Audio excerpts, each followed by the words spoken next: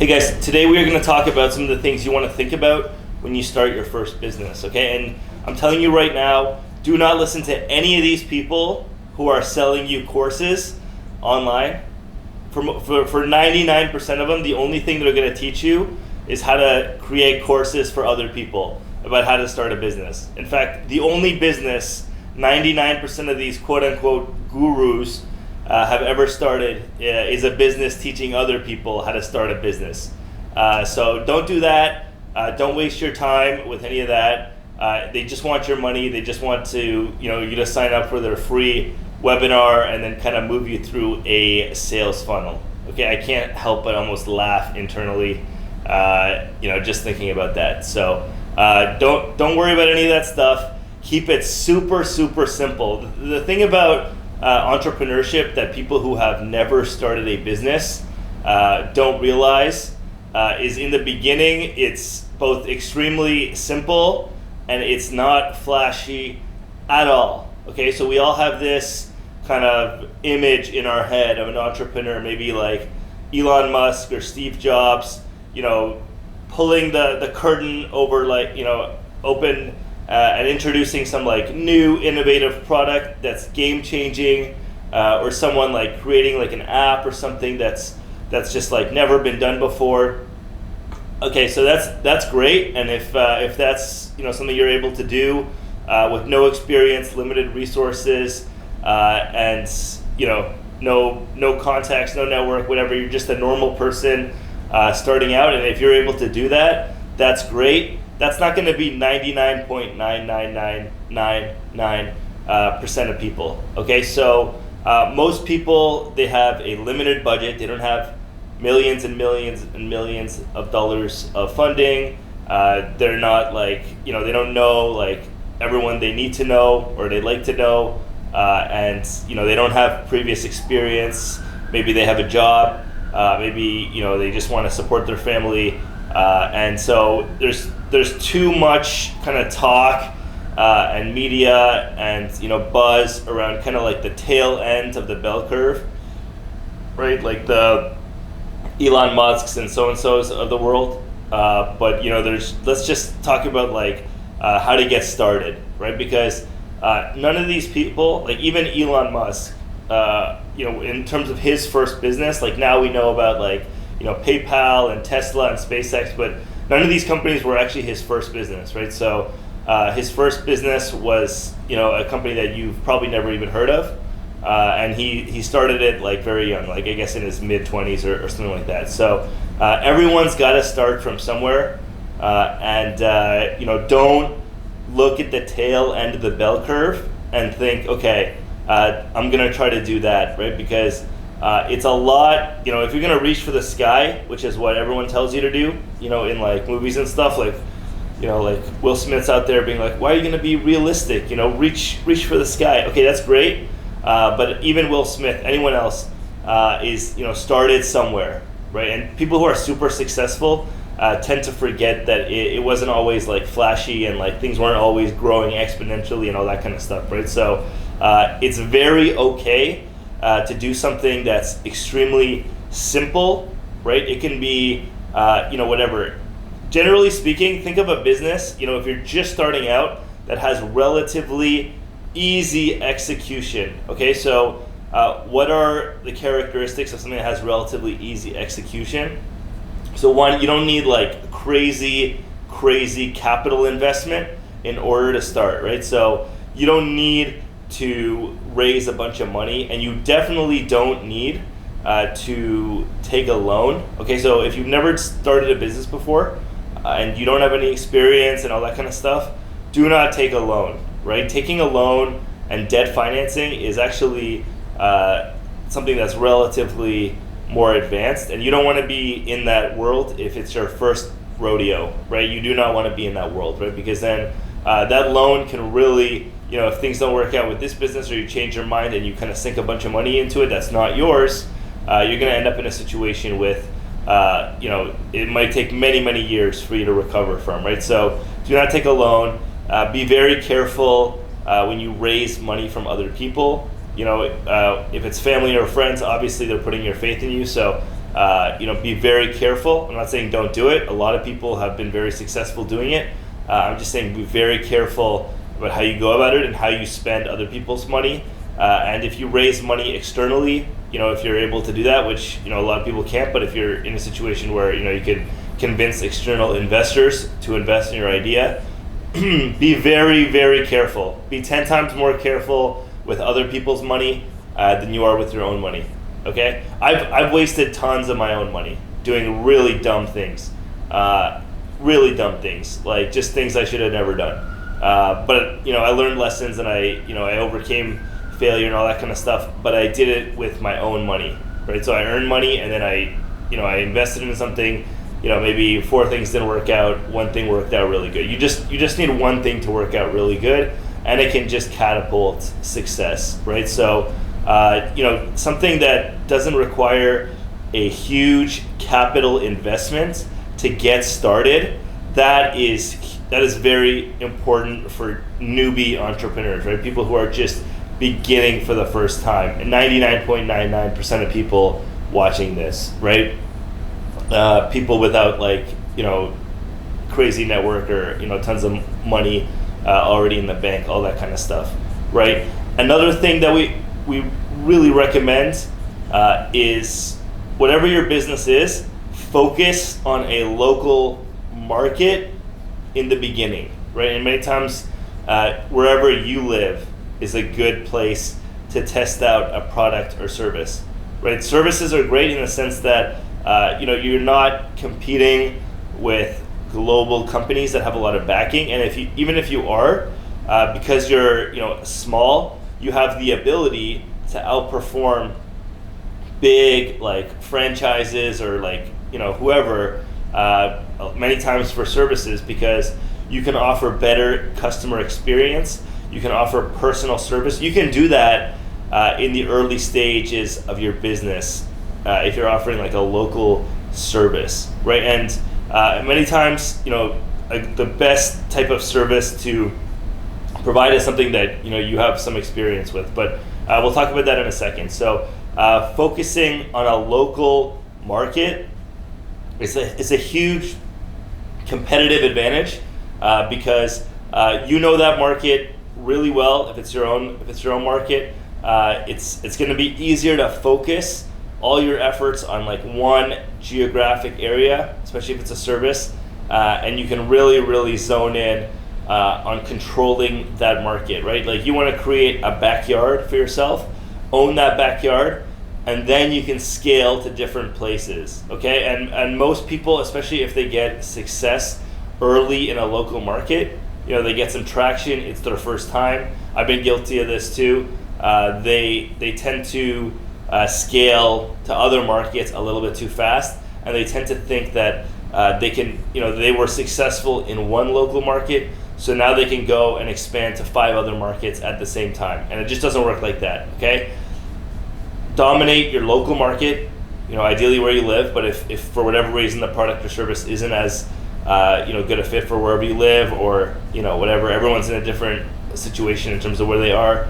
Maybe you live in a small town and you need to focus on a city a couple hours away. Maybe you're in a country where for whatever reason it's just difficult to get traction locally, so you want to focus on another geographic area. But usually in 99% of businesses, I would say keep that geographic area that you start with pretty small and just focus on it, and focus on being the leader in that market.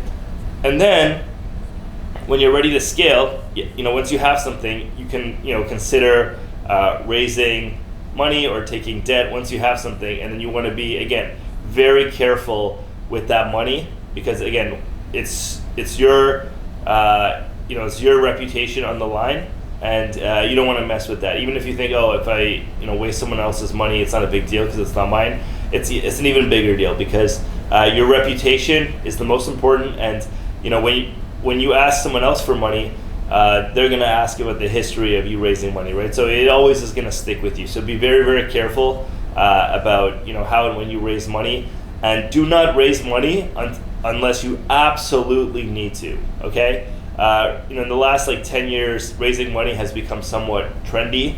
We always hear about in the news this company raise so much money or raise so much debt or whatever, and raising money is like this thing that's like so supposed to legitimize you, but raising money almost essentially turns you into an employee again, right? So for many people who want to be an entrepreneur, for freedom, especially if you raise equity, like you sell shares, many times you're now accountable to other people, similar to the way you were, as an employee, right? So you're kind of like, even more so in many cases, because now you're obligated to these people. So if at some point down the line, maybe your lifestyle changes or something changes, it's going to be a lot more difficult maybe to transition out of your business, right? If that's something you want to do, because you have this obligation to these investors. So be very, very, very careful when you raise money,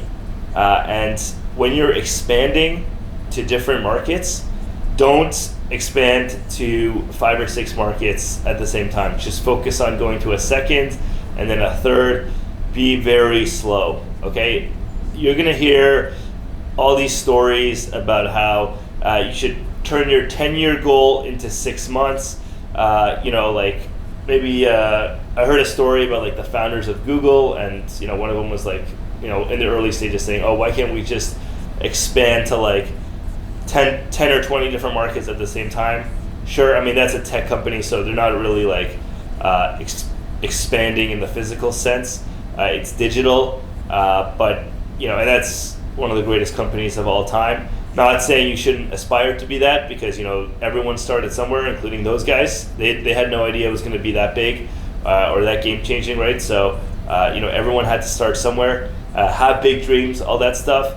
And entrepreneurs with actually big ambitions and big aspirations are more likely to make some of these mistakes, by the way, because they just want to scale quickly, and they hear all these stories and all that stuff, and it's just it's just news, honestly. Like in reality, most businesses, right? Most great businesses today, they didn't start 5 years ago. Okay, most of them started 30, 40, 50 years ago.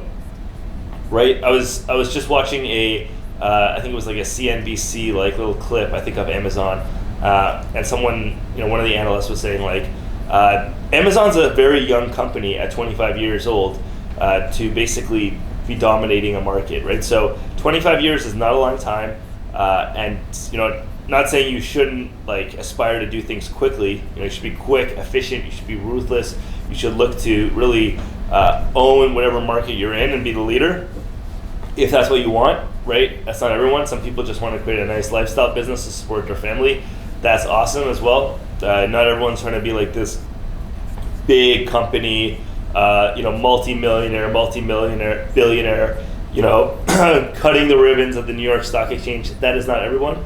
But if whatever your goals are, do not expand overly quick, right? Some people they tend to think like, okay, I can just like go, and then other people, they get stuck in a place where they actually don't know how to delegate, and then they just kind of end up kind of working in the business and not on the business, right? So there's different situations. We won't go too much into that, because that's like a whole other topic, like how to delegate, how to manage, how to scale. That's a whole other topic, so we won't go into that. Today we're just talking about some of the things you want to consider when you're starting out a business, right? So keep it simple, start out local, do not scale too fast. And really the great thing about keeping it simple is you can take the time to learn every single thing that it takes to run a business. So every single area. So what are the different areas? Operations, obviously a big one.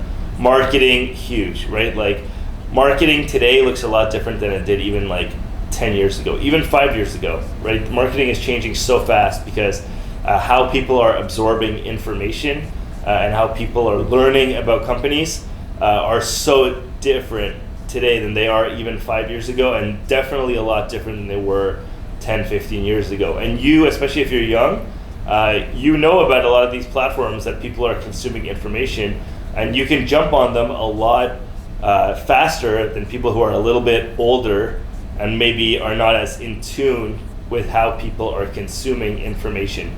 right? So whether that's Facebook or Google Ads or even like new platforms like TikTok or whatever, right? Like there's just different things that, especially if you're young, you have the opportunity to take advantage of that people who've been in the industry or whatever industry you're targeting, if it's been around for a while, for 10, 15, 20, 30, 40 years, they may not be able to keep up with those new marketing trends as much. So operations, marketing, sales is huge.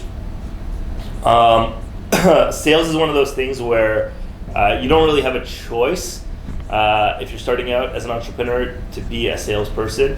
Sales kind of has a negative connotation because it almost, for most people, it sounds like they've dealt with a sleazy salesperson at some point in their life. So they're a little bit kind of skeptical of sales. They don't want to most people, they have some sort, they have like an empathetic part of them that saying, okay, well, I don't want to intrude on people's like personal time and try to like sell them, or I don't want to interrupt maybe busy people if I'm B2B. I don't want to have to do that kind of thing. I just want to maybe take only inbound leads or that kind of stuff. But a lot of times outbound is very good too, because you can target some very high higher margin customers, recurring customers, depending on what your business is. So having a good outbound process, when done correctly, that can be great. But a lot of people are kind of like, I don't know if I want to do that because I'm just like not a salesperson or that kind of thing. But it's really, I would say important for people to feel comfortable with sales.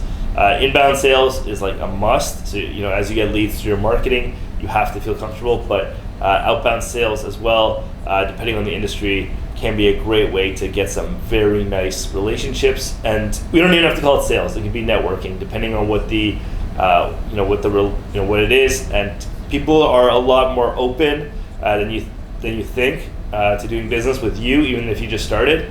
They're going to hear you out and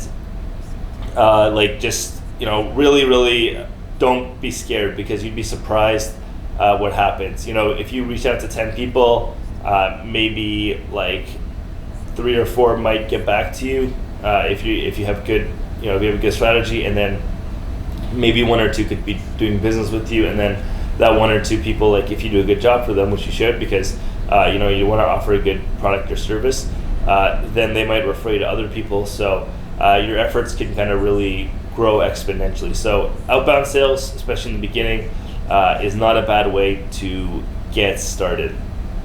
And then there's obviously other areas like finance. A lot of people, they're not that good with numbers, but like you have to kind of learn finance a little bit. You have to learn how to hire people, like human resources. So you really, really, really got to learn like all these different areas.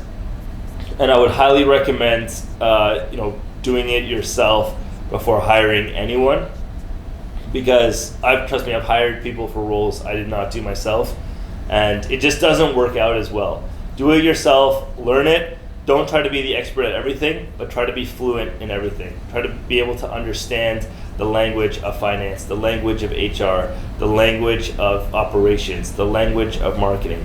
Understand all that stuff to a level where when you are ready to hire someone as a team member, or you're ready to contract an external vendor to help you with that, right? Maybe you need someone to help you with your Google ads or your search engine optimizing your stuff. That's great, because it's going to take you so long to learn that stuff to a level where you can be at the top of your industry for search engine optimization or anything. So hiring someone, I recommend Upwork, as you may know, but hiring someone is great, but you should be able to know how to manage them and talk to them, because people will not put the same effort if they think you don't know anything about it. That's just how human nature works. They do not put the same effort.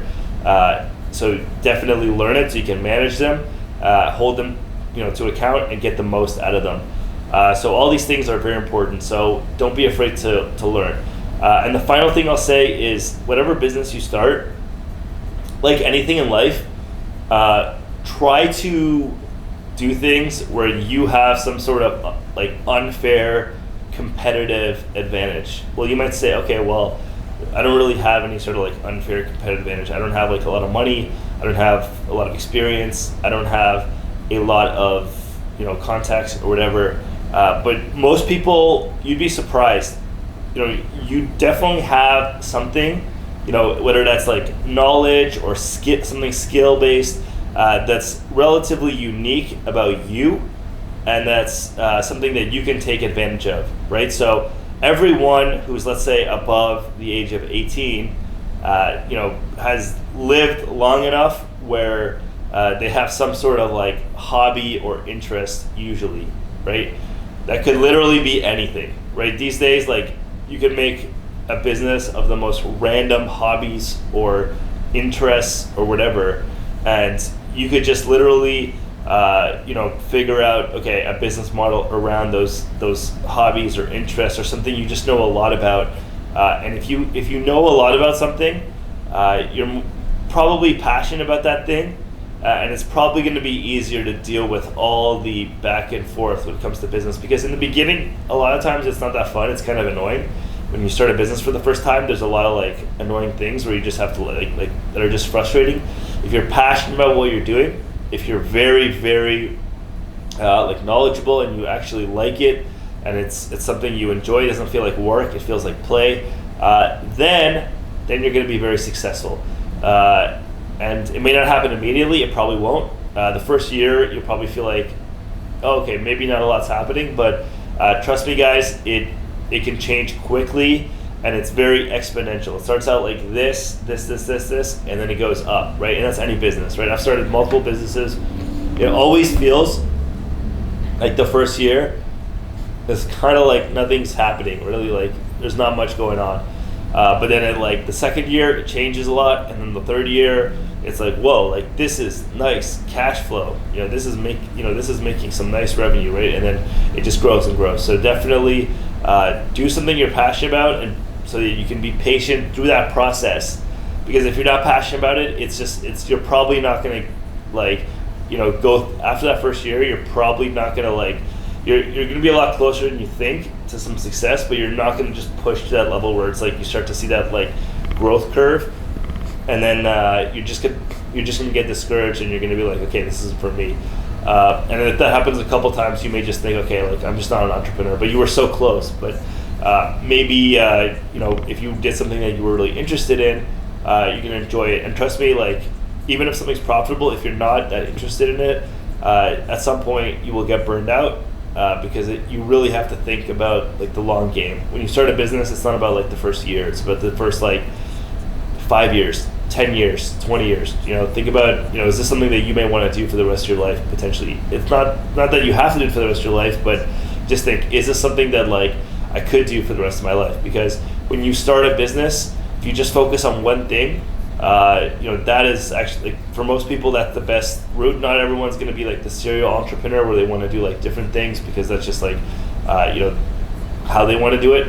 But most people, they'll just do one thing. And then you have to think, if that one thing is going to be something that you want to be doing for, like, let's say the next 5 years, that's a realistic timeline. Because especially for your first business, it's the one where you're probably going to need like the most focus for like the at least half a decade. Once you get to like a point where you're kind of seasoned, then you can like start managing different businesses, and it's kind of like a formula. Even though like businesses might be in different industries, the formula is kind of the same.